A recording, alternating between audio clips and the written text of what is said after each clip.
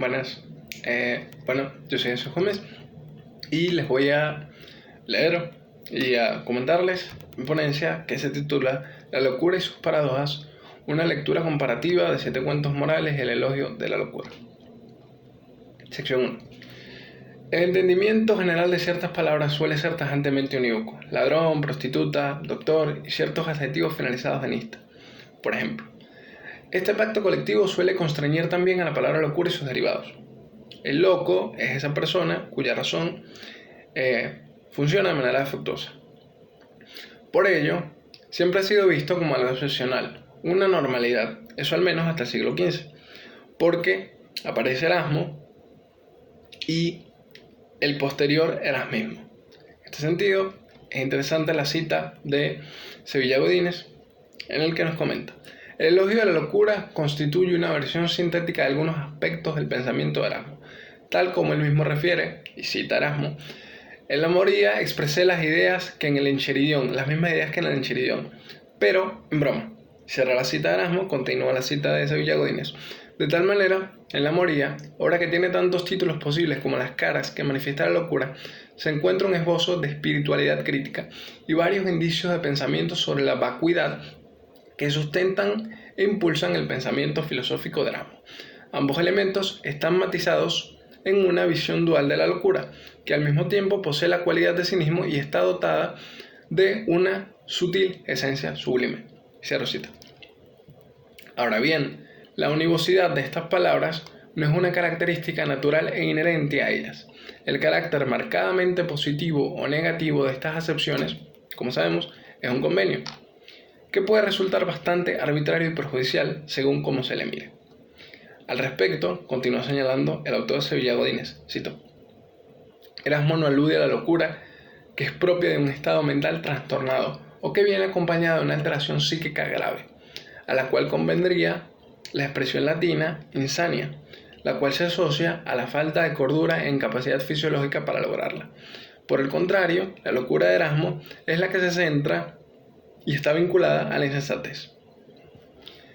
Cierro cita. El peso del elogio no recae netamente en lo que se dice, entonces, y tampoco en la veracidad o falsedad de sus juicios, sino en el método que se utilizó para construirlo. El propio carácter de duda y autocrítica que imperaba en la labor docente e investigativa del autor de Erasmo de Róterdam. Es evidente que Moría no solo le habla al lector, sino que se encarga de poner en duda ese carácter unívoco, ¿no? Vemos que hay dos locuras distintas que antes mencionábamos. Sin embargo, el objeto aquí no es negar lo establecido al establishment, tampoco construir una utopía anarcomaníaca.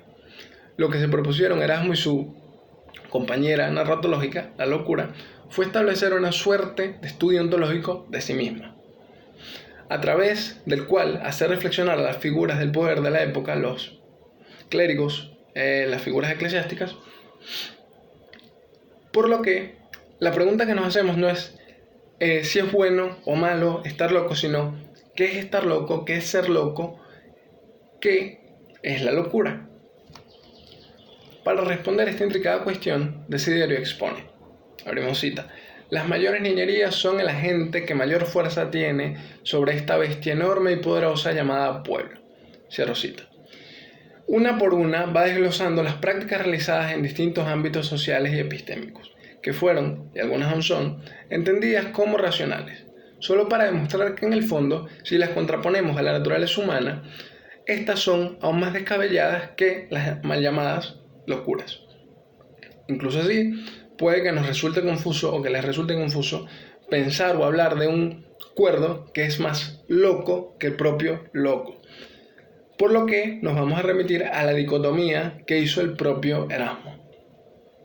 Cito: hay pues dos clases de locura, una que las furias vengadoras arrojan desde los infiernos con sus culebras, para que arda en vosotros el mortífero furor de los combates, la sed insaciable del oro y de los amores nefandos que estragan la naturaleza, para inspiraros el parricidio, el incesto o bien otras atrocidades de esta especie. Hay otra clase de locura que nace de mí y que es un bien muy apreciable, es un delirio feliz que separa vuestras almas de las negras inquietudes y les embriaga con los encantos del deleite. Cierro cita.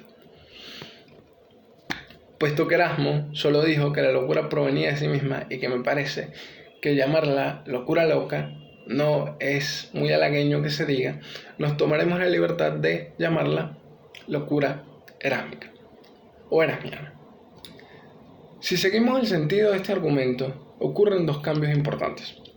El primero es que la cordura ya no es el valor primordial que se busca, ¿no? Lo deseado. Y el segundo es que esa supuesta cordura es tan solo una forma violenta de locura, que adquirió carácter dominante y, como tal, invisibilizó sus prácticas y las convirtió en norma.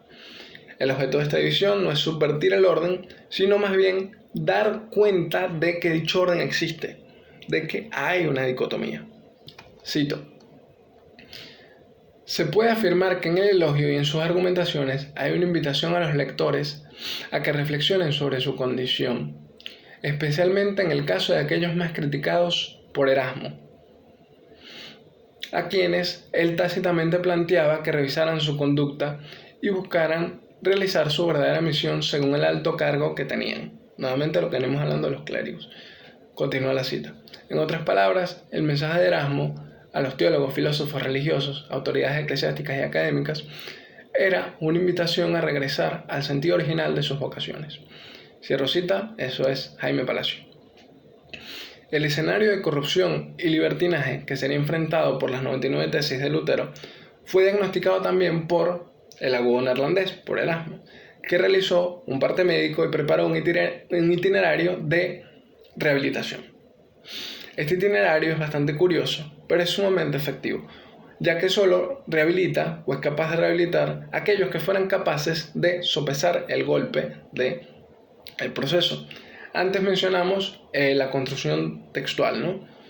Que sería básicamente el uso constante de la burla, que se mezcla con ironía muy sutil para provocar al lector epidérmico y jugar con ciertos procesos de identificación de, mira, tú estás haciendo esto y mira, qué irónico cómo se carga esto que estás haciendo. Entonces, los eclesiásticos, los mercantes, los estoicos incluso, podrían leer unas cuantas páginas, encontrar alguna conducta que les genere escozor, que se identifiquen, que sea urticante, y cerrar el libro, porque, de hecho, no menos, el elogio fue un libro que fue rápidamente censurado cuando salió en distintos países. Esto, podemos pensar, le quita mucho valor a la obra, porque ¿qué sentido tiene un texto que no quiere ser leído o que no busca ser leído de alguna cierta forma?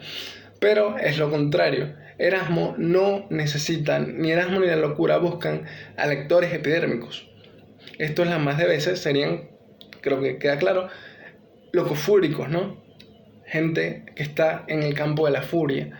Los lectores objetivos del elogio eran y son aquellos capaces de leer, verse manchados por la crítica y, en lugar de rabiar, que pasen a reflexionar sobre las conductas maltrechas. Cito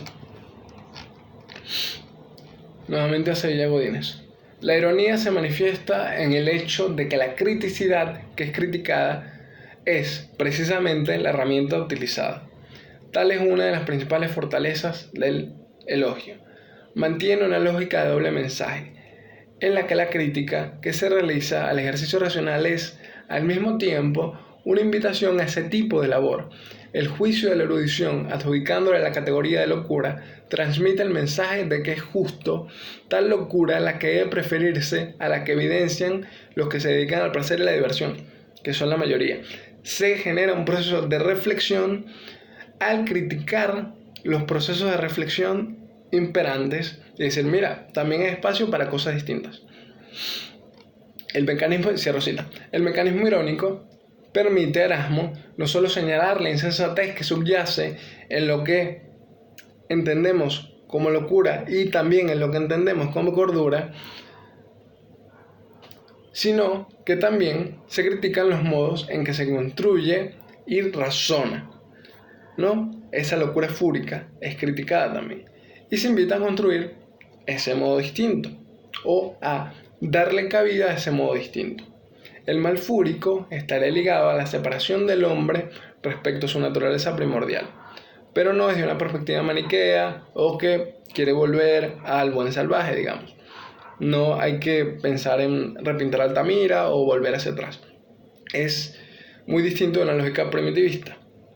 Tiene que ver con, digamos, el proceder particular erasmiano. Y así abrimos la segunda sección del texto. El erasmismo fue y aún es un referente filosófico fecundo, especialmente a la hora de analizar fenómenos cuya logicidad es aparentemente inescrutable. Como método analítico corriente filosófica, no se ha defenestrado al vacío, sino que se ha afinado, consiguiendo adaptarse a los problemas, problemáticas y procedimientos estéticos de cada época. En el siglo XXI no nos libramos de ese eco agudo de Erasmo. El proceder de los locos sigue vivo en distintas manifestaciones artísticas, incluidas la narrativa. Aquí entra un poco, digamos, el carácter de puente. La relación entre Erasmo y Ketsi va más allá de un ejercicio terciario que hace el crítico de comparar por el hecho de que existe un puente directo entre Erasmo y Ketsi, que es que Ketsi realizó un texto crítico llamado The Praise of the Folly, donde analiza el elogio a la luz de dos posturas contemporáneas que son las de Michel Foucault y Jacques Lacan alrededor de la locura. El texto asienta un interés epistemológico en lo que refiere al pensamiento de Erasmo por parte del autor, claro está, ¿no? Como revisa, hay un interés, pero es incluso posible arguir o pensar que existen conexiones con postulados del elogio más allá de la labor crítica de Ketsi, porque como sabemos, Ketsi es un autor muy notorio de narrativa, cuento, novela. Por lo que revisaremos, a modo de, digamos, de arbitrar esta posible conexión, los 7 cuentos morales de este autor, que fueron publicados en 2018. La tercera sección da inicio. Si los escritos de Erasmo, con especial énfasis en el elogio, instan a la reflexión al mostrar paradojas de vida y sociedad desde la ironía, Ketsi ejecuta dicha reflexividad por medio de descripciones sobrias y el uso de palabras precisas. Esta característica, que genera una narrativa filosófica de acuerdo a Liszt y a Singer, otorga una demarcación o neutralidad específica a lo narrado, generando un proceso de dubitación lectora al interactuar con ellas. Cito: llamar los textos de Ketsi inusualmente reflexivos refiere a la manera en que los textos rechazan las reacciones de valor más convencionales.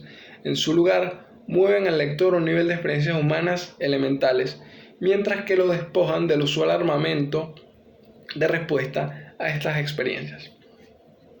Cierro cita. Es posible entroncar un primer punto de encuentro desde los recursos y objetos de las producciones textuales. El elogio, los 7 cuentos morales. Estéticamente, Ketsi se suma al rechazo de los valores normales o convencionales de la norma razonada. Y lo que es aún más notorio, los deconstruye, guiando hacia lo esencialmente humano, yendo, como dice la cita, hacia las experiencias humanas elementales. Al mismo tiempo, se señala que el estilo de precisión filosófica genera desconcierto sobre los lectores que no están preparados, es decir, los lectores epidérmicos. Al mismo tiempo, Leitz y Singer añaden que dichas características son consecuencia de una tendencia paradójica de buscar verdades. ¿Qué quiere decir esto? Que estas características son el medio para un fin y no un regodeo estético o autorreferencial de la novela. Tienen un fin concreto o se arguye que tienen un fin concreto. El carácter contradictorio de esa búsqueda de verdades es algo que también señaló Ketsi del elogio, al afirmar que la deconstrucción objetiva de los comportamientos, sumada a la ironía, acarrearían la inserción de la moira dentro del esquema que estaría desestabilizando. Cito The Praise of the Folly. La ironía es compleja, pero decir esto es precisamente traicionar a Moria. Atribuirle la ironía, llamarla Eiron, la disimuladora, es volver a ponerla en la posición del sujeto que se supone que sabe, la posición que tontamente dice no ocupar. Cierro cita. La tensión que surge al posicionarse en el saber genera un conflicto con las locuras, puesto que son categorías subversivas e irónicas. De esta forma, se establece un antecedente interesante para la reacción de Keatsi como epílogo, porque marca, digamos, una cierta inestabilidad argumental o en cuanto al proceso estético y el fin que se busca, en cuanto al discurso y lo que se busca hacer. Entonces es interesante verlo como un posible epílogo y ver qué sucede allí. Luego de haber visto las características narrativas muy brevemente y ver que existe un primer punto, una primera base, para pensar en un mecanismo de desestabilización discursiva y un mecanismo argumentativo que es similar, porque, digamos, es muy preciso, desconcierta a los lectores superficiales y busca volver hacia lo esencialmente humano, que son tres características que vemos también en Erasmo.